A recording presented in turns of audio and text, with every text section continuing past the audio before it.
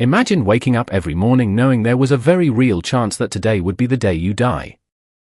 Not because of war. Not because of disease. But because something hiding in the darkness was hungry. For almost all of human history, this wasn't fear. It was reality. And yet, ancient humans didn't spend their days running from predators. They weren't constantly fighting for survival. In fact, the strangest thing about ancient humans is how familiar they were. They laughed. They argued. They fell in love. They got bored. And sometimes, they sat around doing absolutely nothing. But the deeper scientists look into the daily lives of our ancestors, the stranger the picture becomes. Because what ancient humans did all day may reveal something disturbing about what modern humans have become. And this is where the story begins. Context setup. Close your eyes and erase everything around you. No cities. No roads. No electricity. No internet. No clocks. No money. No governments. No schools. No jobs. Now imagine standing in the middle of a vast wilderness. This was the world of your ancestors.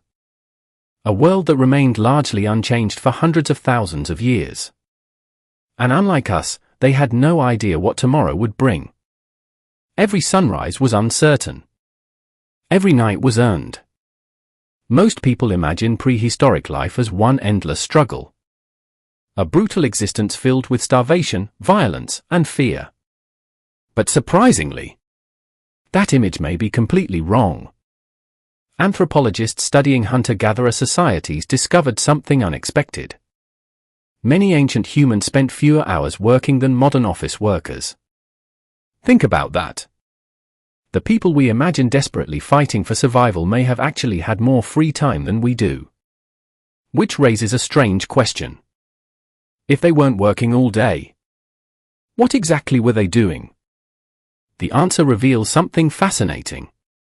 And something deeply unsettling. Escalation.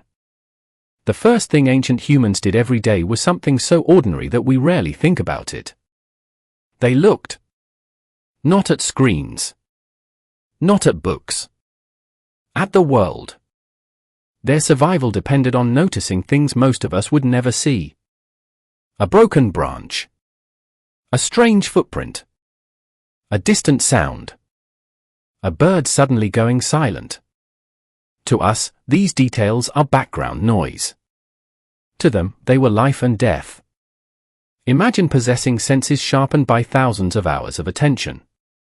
Imagine walking through a forest and instantly recognizing dozens of plants, animal tracks, weather patterns, and dangers. Ancient humans lived inside reality in a way most modern people never experience. But that wasn't the strange part. The strange part was what happened after. Because gathering food often didn't take all day. Sometimes hunting failed. Sometimes it succeeded quickly. And when basic needs were met, entire groups found themselves with something modern humans constantly chase but rarely possess. Time. Lots of it. And this is the part almost nobody talks about.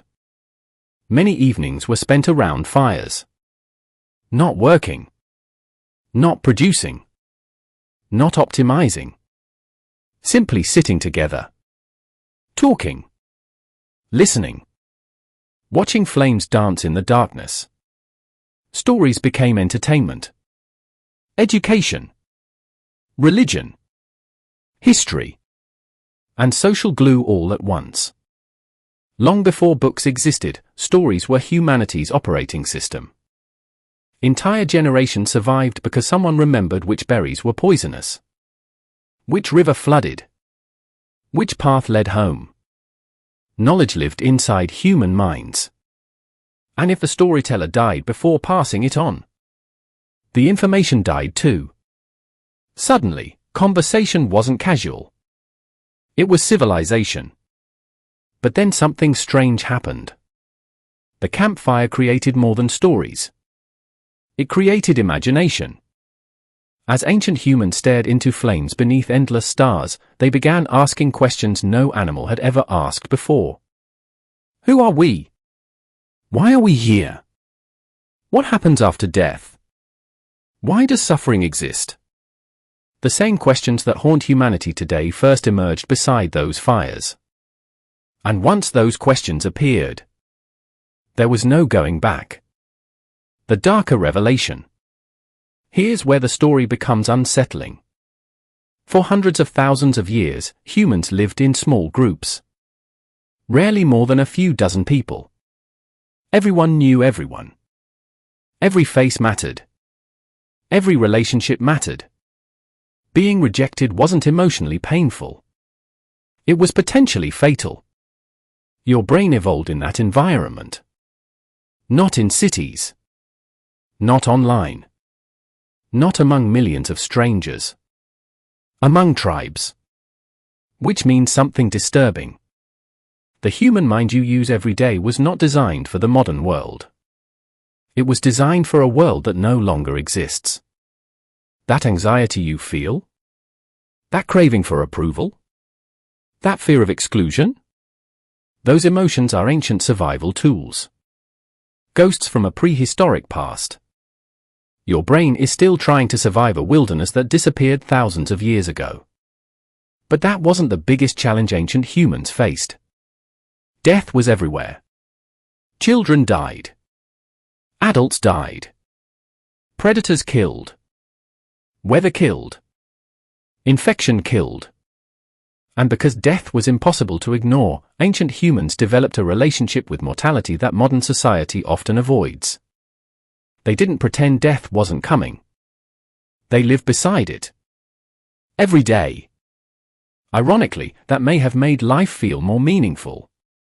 Because when tomorrow isn't guaranteed, today becomes precious. Existential reframe. And this is where everything changes. Because this story isn't really about ancient humans. It's about us. Modern humans spend their lives trying to escape discomfort. Ancient humans couldn't. We distract ourselves from silence. They lived inside it. We struggle to focus for minutes. They focused for hours. We are surrounded by information. They were surrounded by reality. Despite